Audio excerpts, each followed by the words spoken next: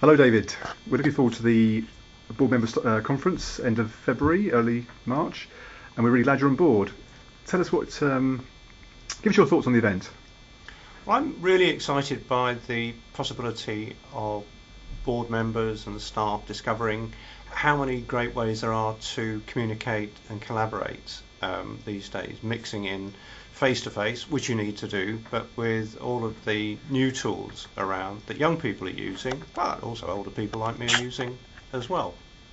So a hands-on event then?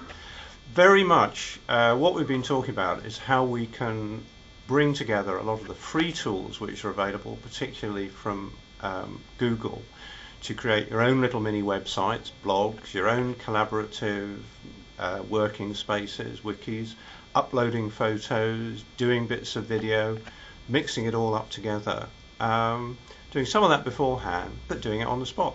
Great. So prepare for some fun and prepare to be surprised.